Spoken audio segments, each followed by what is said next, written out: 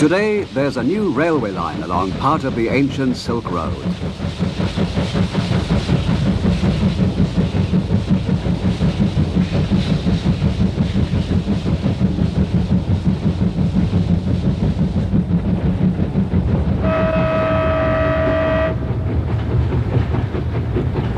It's called the Nanjing Railway.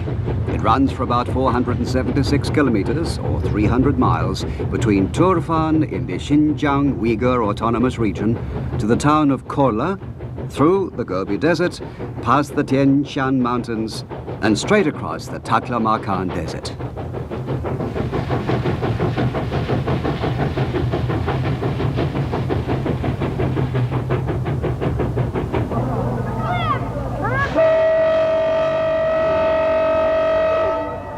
Turfan Station is one terminus of the Nanjing Railway, and it's also a junction with a main line from Peking to Urumqi, the capital of Xinjiang Uyghur Autonomous Region.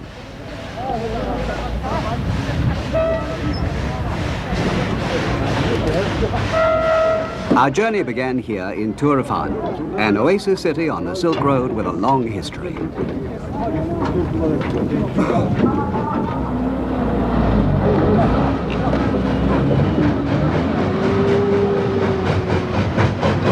Loaded a microbus and a jeep onto the freight cars so we could make side trips and use our cameras at a distance from the railway line.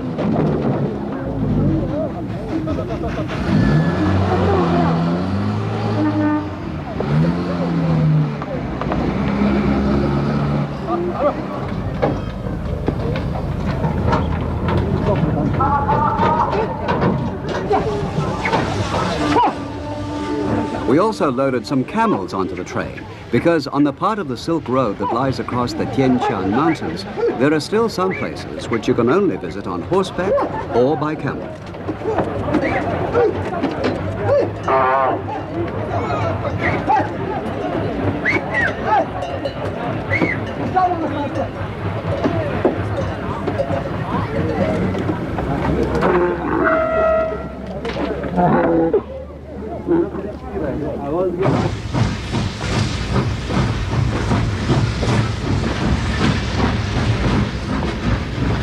As of 1980, only one small section of the Nanjing Railway was being used as yet, so the Chinese government provided a special train for the expedition. It had 3 freight cars, 3 passenger coaches, and a dining car.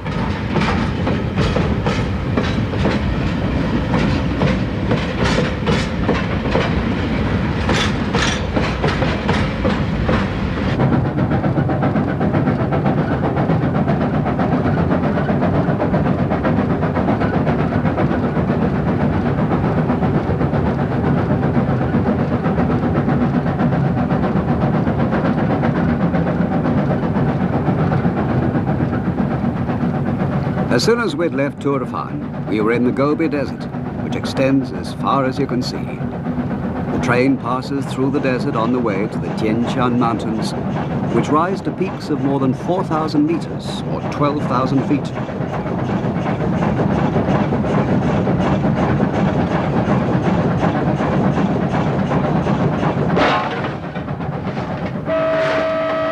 We were now climbing steadily, and it was hard work for the engine driver.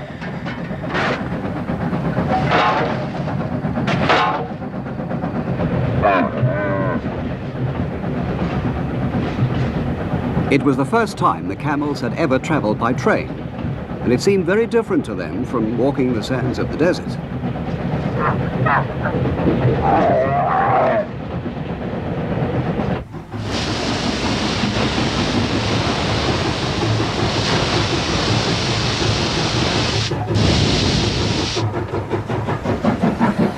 The Nanjing Railway was started in 1976, and 70,000 people were involved in building it.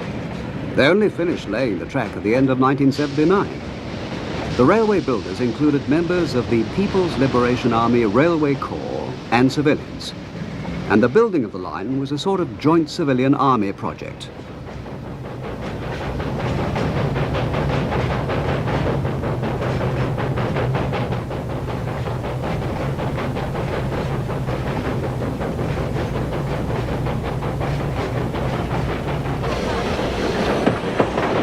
About 140 kilometers or 100 miles and 3 hours after leaving Turfan, we came to Iargo station.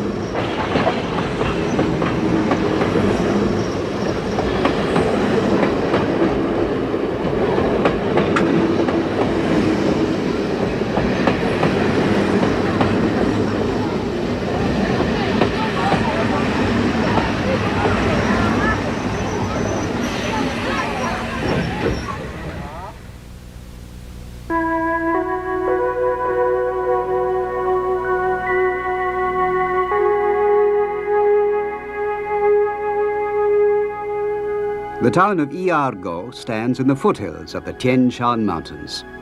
It's quite a new town, specially built in the wilderness for the construction of the railway.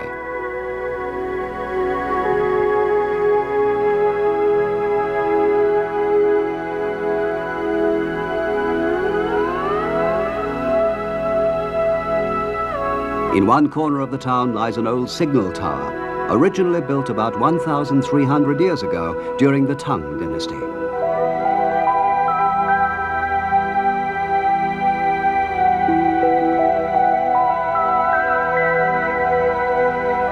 It was made of rounded boulders and has been witness to the rise and fall of many different people since it was built.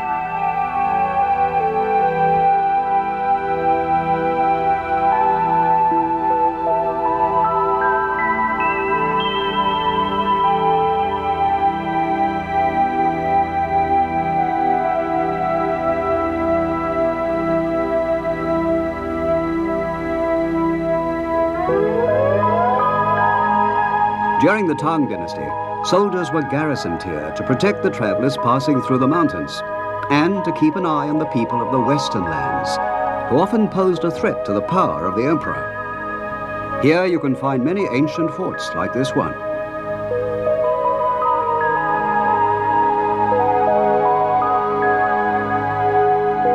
The Chinese government ordered that the whole region should be carefully surveyed by archaeologists before the railway could be built.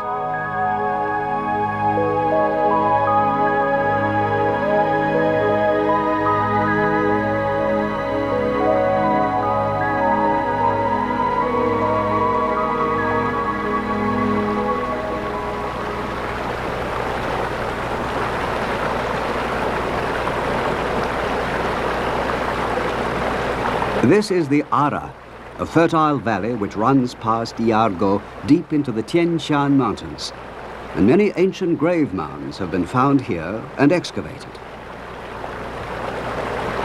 We asked Mr. Wang, an archaeologist, about the grave mounds. Is this where the grave mounds were found? Yes, and that area over there too has many mounds. Some of them lie alongside the ditch.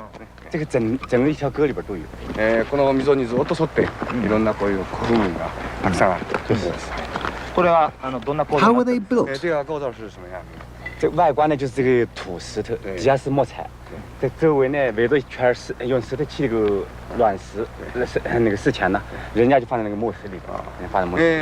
Well, they were dug about 2 meters or 6 feet deep and lined with rough stones and then covered with planks and a mound of earth.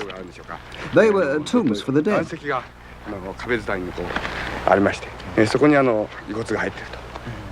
What did you find inside, apart from the remains of the dead?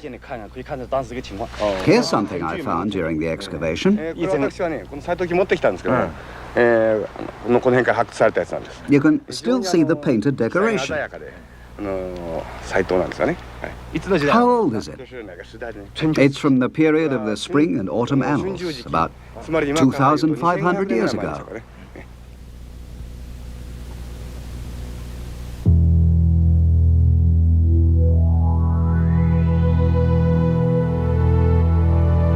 This relief of a lion was excavated from one of the grave mounds. It's made of pure gold.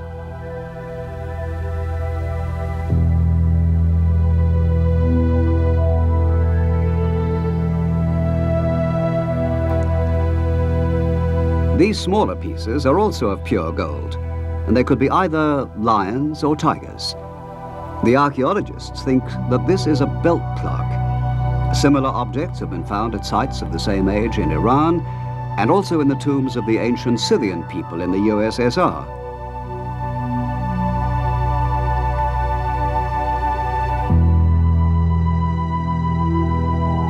About 400 BC, the Tian Shan area was already a sort of cultural melting pot, where exchanges were made between East and West. And it developed a unique mixed culture of its own.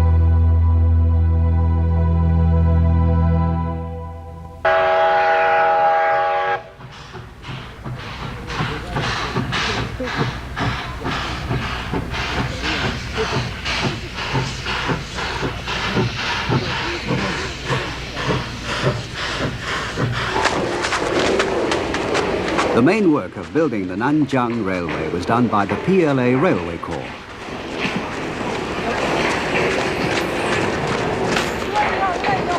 As of 1980, the finishing touches were being put to every station on the line in preparation for regular operation.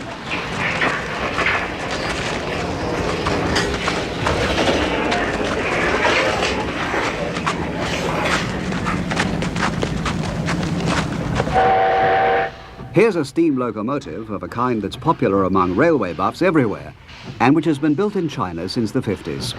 It's called a construction locomotive.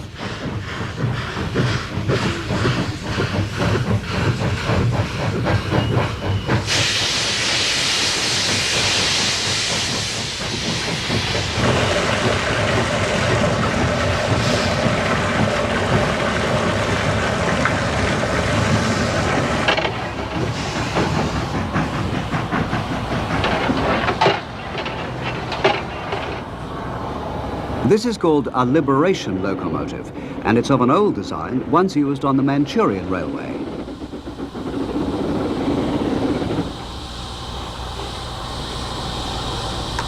Our engine driver was called Mr. Go Shanhu, and he's been working on liberation class locos for 18 years.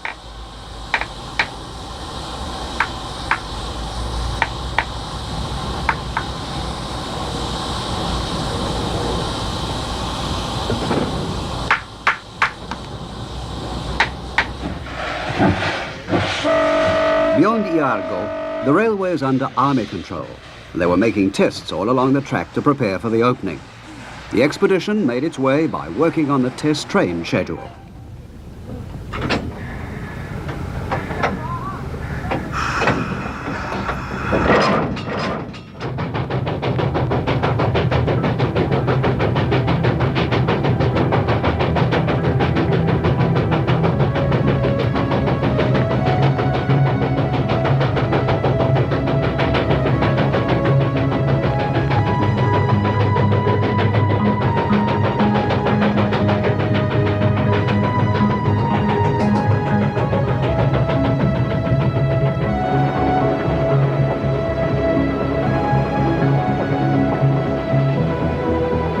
The train runs along a track that was once a section of the Silk Road that led over the Tian Shan Mountains.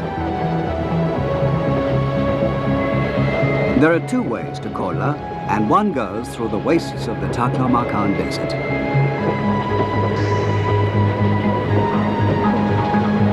However, most travelers chose the mountain route, which was steeper, but where there was plenty of water and you could find food.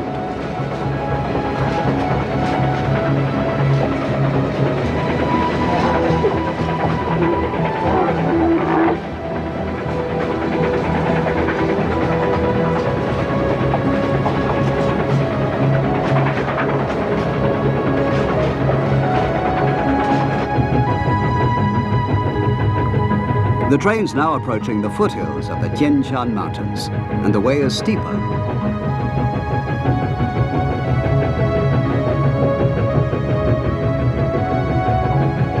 This part of the line has an incline of 18 in 1,000, which means that for every 1,000 meters you go along, you rise 18 meters.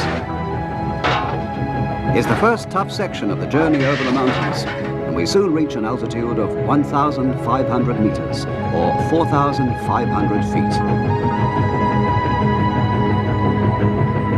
It was quite different here from the fertile Ara Valley.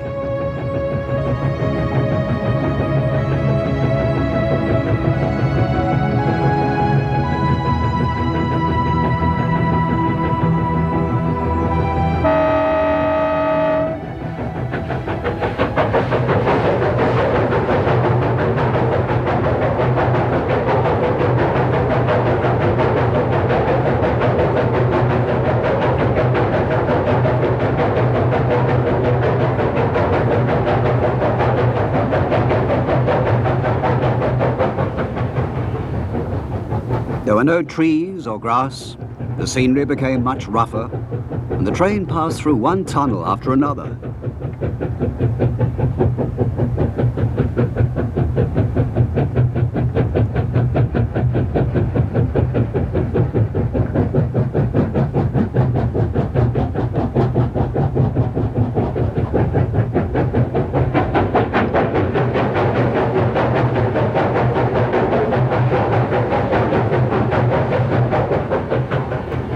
Because the rock breaks rather easily, it was very difficult to build these tunnels.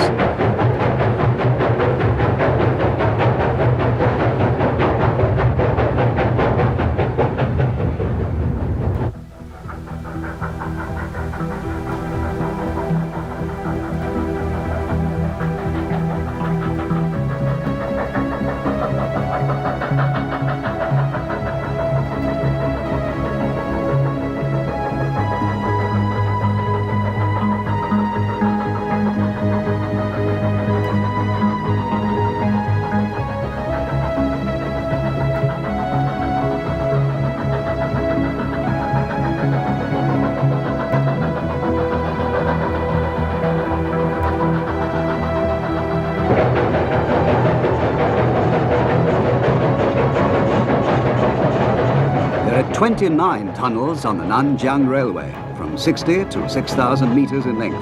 That's 180 to 18,000 feet.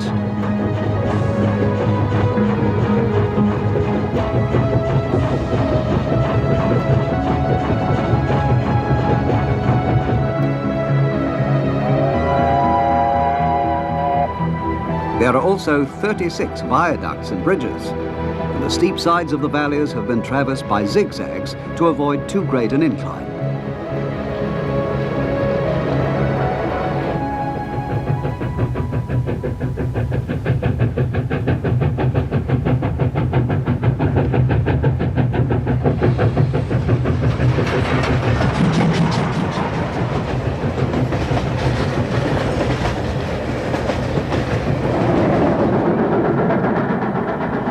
The Xi'ergo tunnel was made to a special design, circling inside the mountain, so the line emerges at a point 60 meters above the tunnel entrance. That's 100 feet.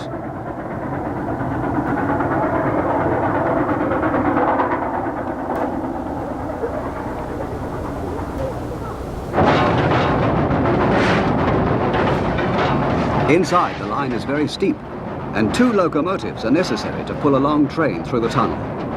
It was hard work for our locomotive, which puffed frantically to get through.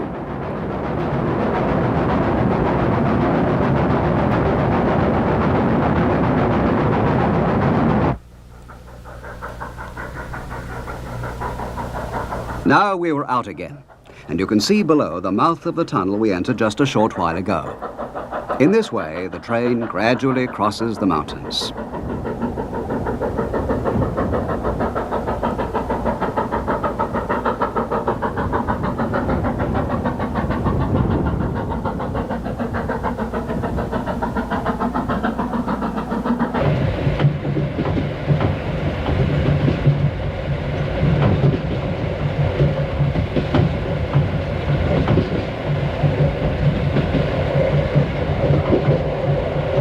The special train for the expedition was a first-class Pullman type, called a Zhuangguo train.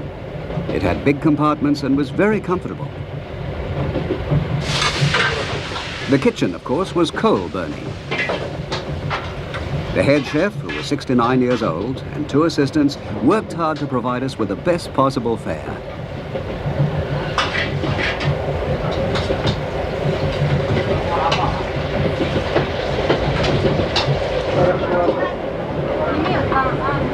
After we'd finished the first course, we were surprised to find he'd prepared hamburgers for us. It was very thoughtful of him, as up to then we had nothing but Chinese food.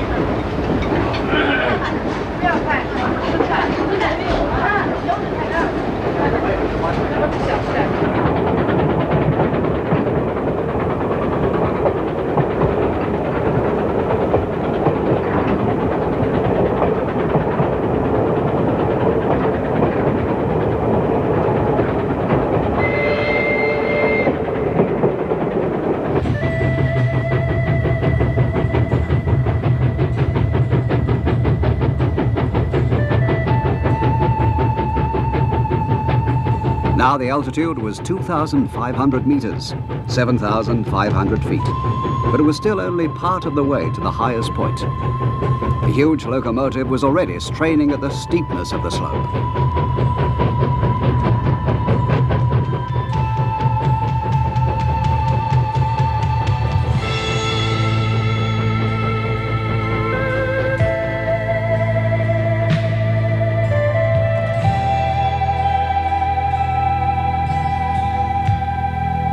The peaks of the Tian Shan mountains are more than 4,000 meters high, or 12,000 feet. So there's snow on them even in midsummer. It's the water from the melting of these eternal snows that feeds the oases at the foot of the mountain, and which made possible the prosperity of the ancient Silk Road.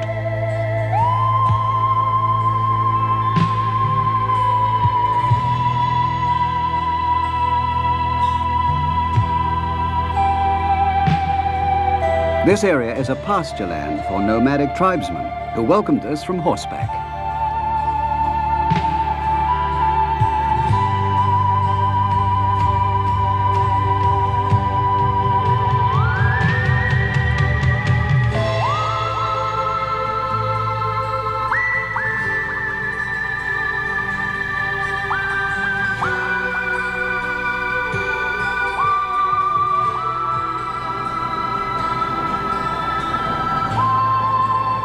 Haddahat Viaduct, the longest on the entire line, is about 200 kilometers or 100 miles from Turfan, and is the halfway point on the railway.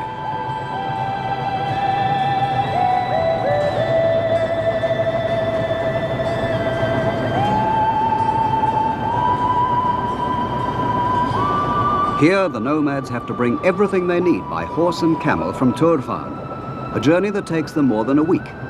By train, it had only taken us 4 hours.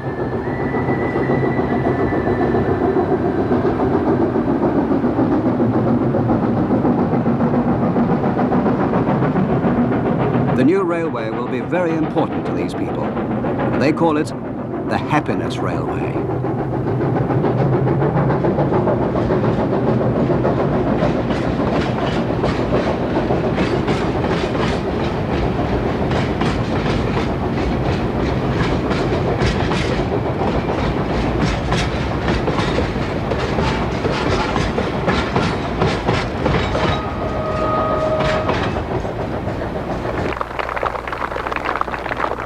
Standing in their pastures, the nomads greeted us as we looked at them from the train windows.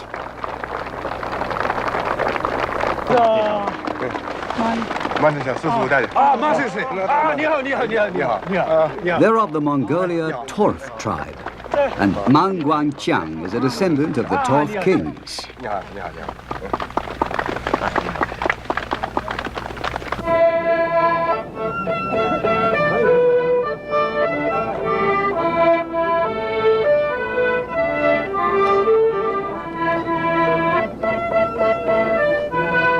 At the beginning of the 17th century, they lived north of the Tian Shan mountains on the Jungal plains.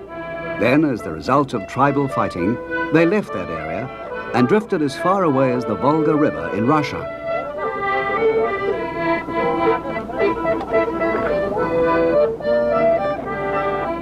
But they were unable to forget their original home.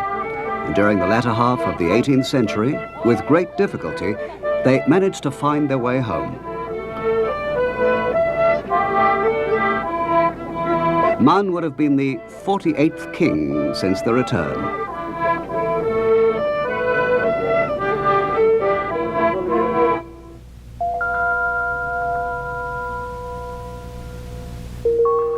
The great emperor Tian Shan of the Qing dynasty was trying hard just at the time to bring all the Western lands tribes under Chinese control. So he was very pleased that the Torft had come back. He gave them 5 different pasture areas and 8 silver seals.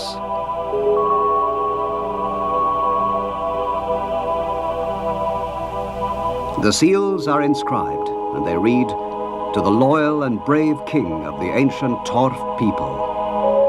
Words that hint at the many troubles in the tribe's history.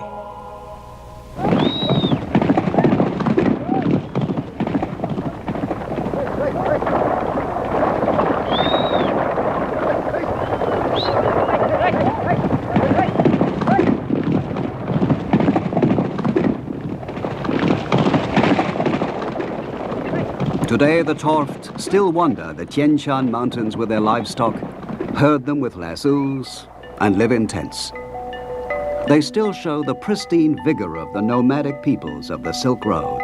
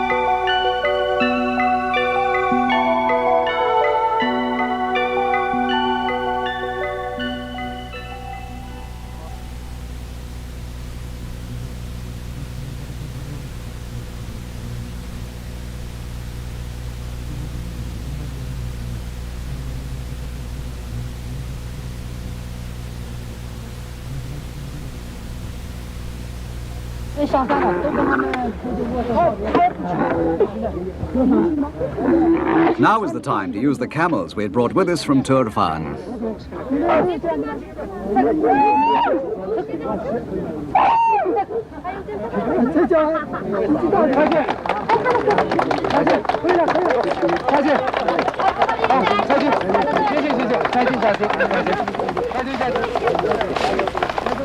We'd decided to try to negotiate a steep mountain pass by camel to discover for ourselves the difficulties that ancient travelers had to traverse the mountains.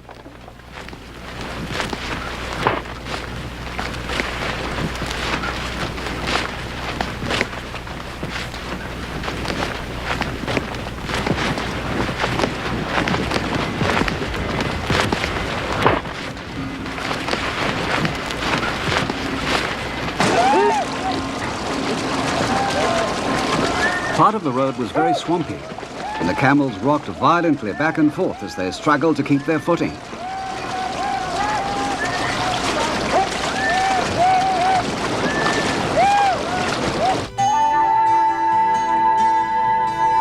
Camels are very good in the desert, but they're not nearly so good on a mountain. And because we had to rest them every 15 minutes, our progress was very slow.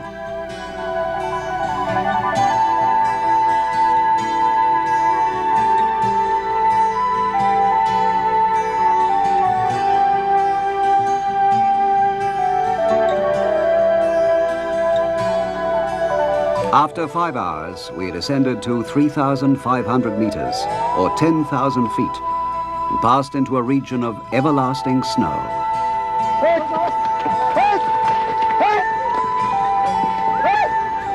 At the edge of the snowfield, the snow's always melting, so the ground is very wet and marshy. Every time a camel stumbled, we had to grab a hump to keep from falling off. We began to understand what a difficult journey it must have been for the Silk Road travelers.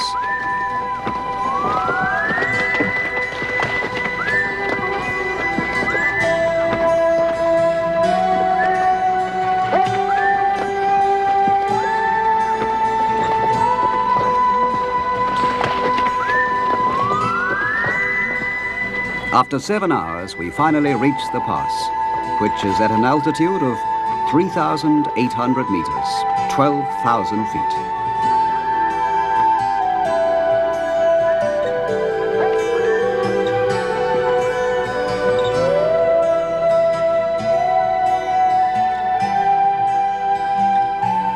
The wind was freezing cold, and the white peaks of the Tian Shan mountains, which must have seemed so threatening to the merchants of the Silk Road, seemed in front of our very faces.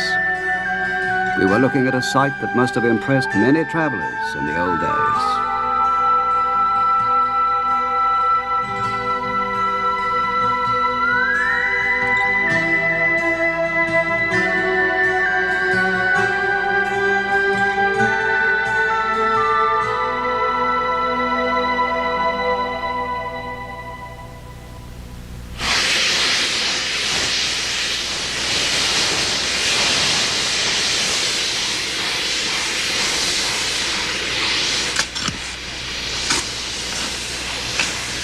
After we'd returned to the pastures, we boarded the train again.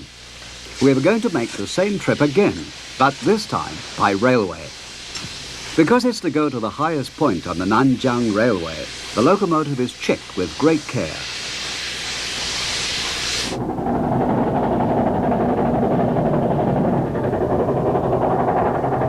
The line passes through the Kuixian Tunnel. Immediately under the pass, it took us 7 hours to cross by camel. The train made the trip in exactly 30 minutes.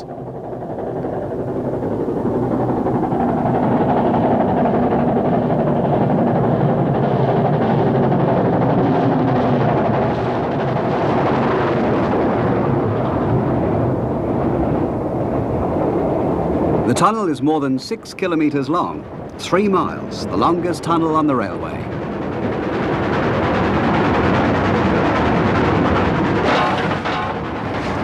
It's also the highest point and has an altitude of more than 3,000 meters, 10,000 feet. Digging the tunnel through the frozen ground and underneath a glacier was no easy task. The air temperature inside the tunnel is always below freezing, even in midsummer. The walls of the tunnel are always white with frost.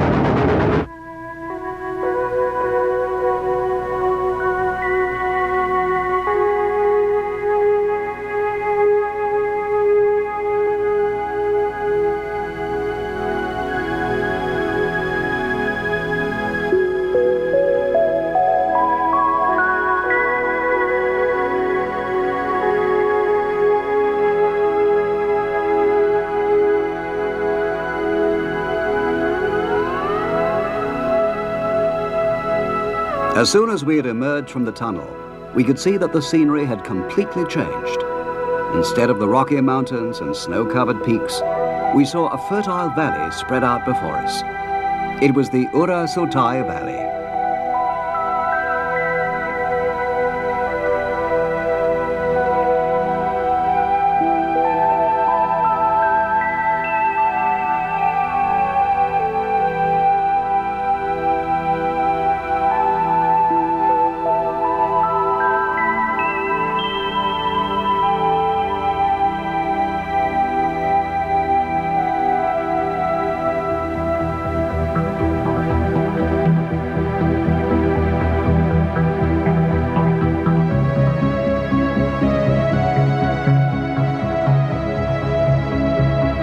This strip of green leads from the Tian Shan mountains to the Taklamakan desert. On either side of the valley, steep slopes carry melting snow from the mountain to feed the river at the bottom, a river that flows all the way to the desert.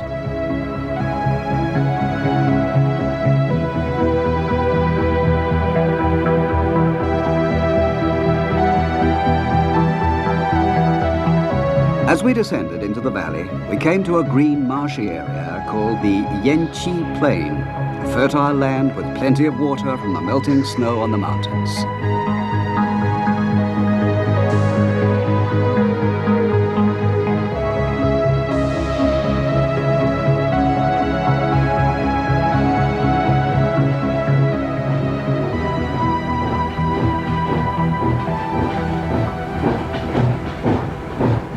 The Nanjing Railway was built in sections from the Turshan terminus, and this section had only been laid a short while before we arrived. Until they spread gravel under the sleepers, the train could only travel at about 10 kilometers an hour, at 6 miles an hour, no faster than a bicycle.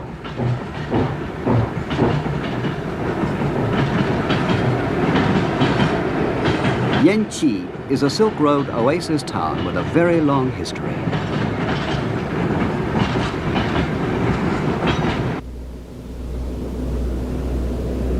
We took the vehicles off the freight cars for the first time in 8 days to take a trip across the plain.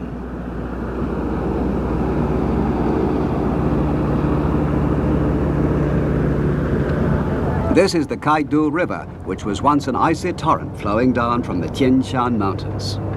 Now it's been controlled and flows gently through the plain.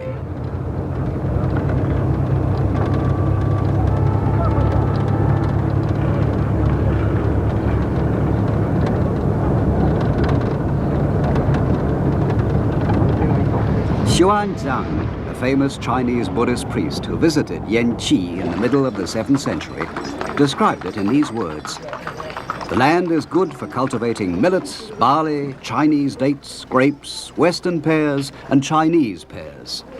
The climate is warm, and the customs of the people are dignified."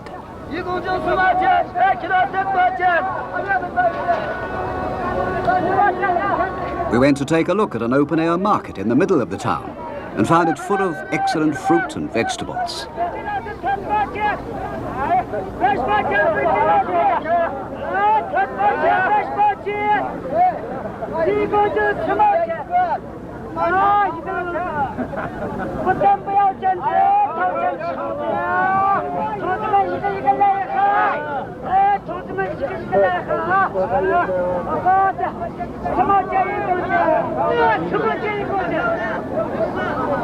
Yanqi has a population of about 30,000 people, almost all from a small tribe called the Hui.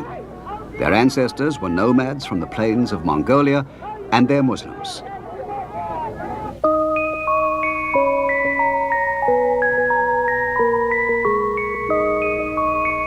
But during the Tang dynasty, when Xuanzang came here, it was a Buddhist city with 10 temples and more than 2,000 priests. We were told that you could still see Buddhist ruins on the outskirts of the city.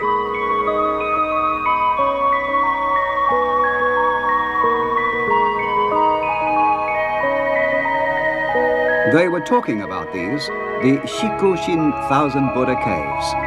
The ruins cover an area of about a square kilometer, but they've been so completely destroyed that it's hard to make them out at all.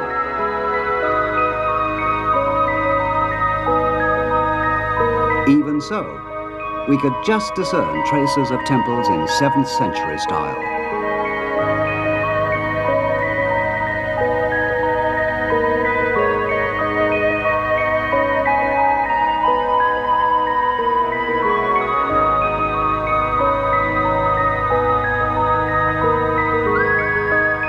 We heard that the people who live here often collect objects from the ruins.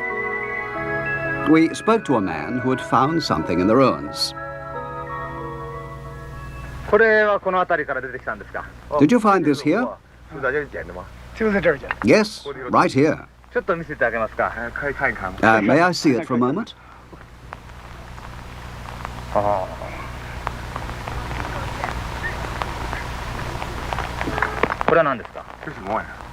What is it? 我们也不懂的这个，反正是有点简单。 I don't know. 仏像ですね、小さな、好像是佛像啊。有佛像。 It looks like a tiny Buddhist これは image. 随分立派なもんですね。 Perhaps it's valuable. 这个，这是中国的珍贵文物啊，这是。 Oh, yes, I'm sure it's valuable. 文物だと思います。これはどっから出たんですか。 Where exactly did you find it? その奥だ。ちょっと案内していただけますか。 Just over here. Will you show me? 可以可以。 Yes, of course.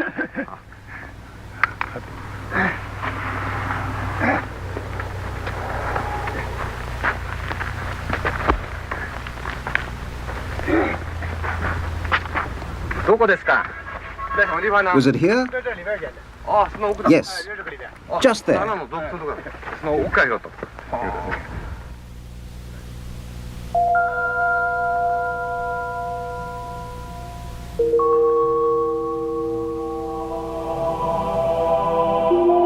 These tiny images, many of which have been found near these caves, were portrait busts of the people who donated them.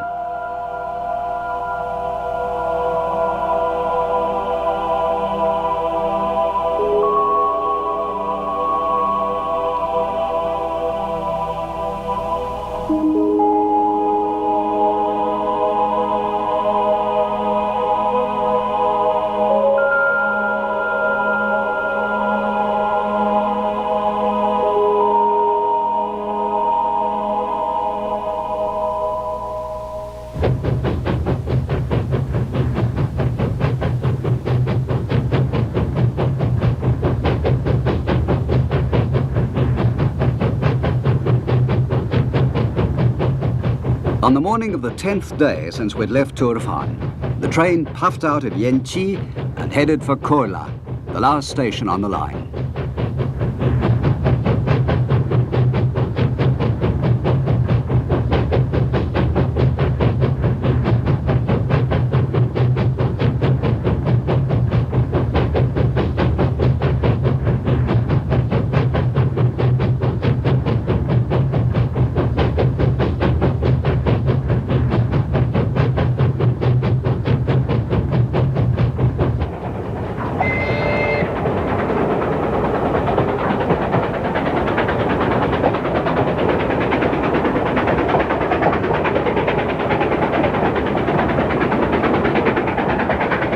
When we were there, it had been planned that the whole of the Nanjiang Railway would open for regular operation by the end of 1981.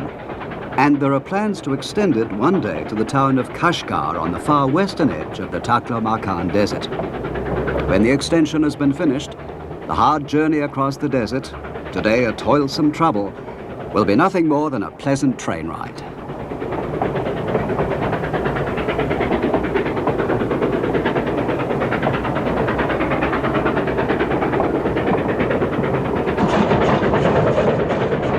The railway will make an important contribution to the development of the autonomous region and of the Taklamakan Desert, both of which used to be regarded as marginal areas.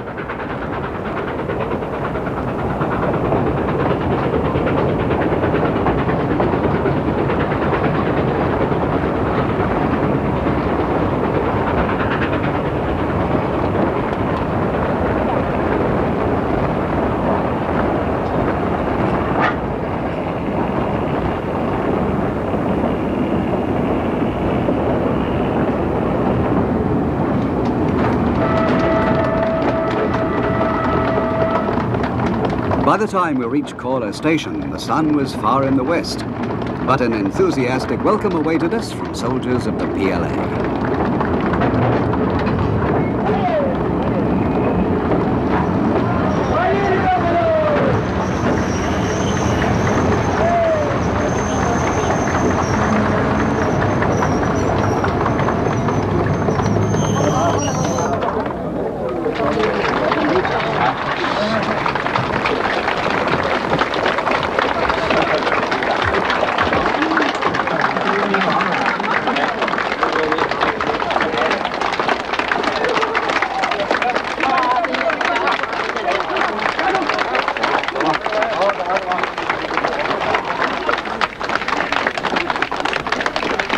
Our journey over the most difficult parts of the Tian Shan mountains, the 476 kilometers, or the 300 miles between Turfan and Kola, was finally over. It took us 10 days because we stopped many times on the way. But now the railway's working, it only takes 8 hours.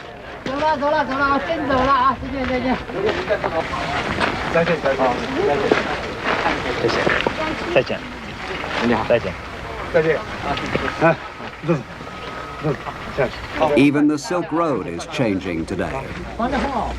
That was what was uppermost in our minds as we said farewell to the Happiness Railway.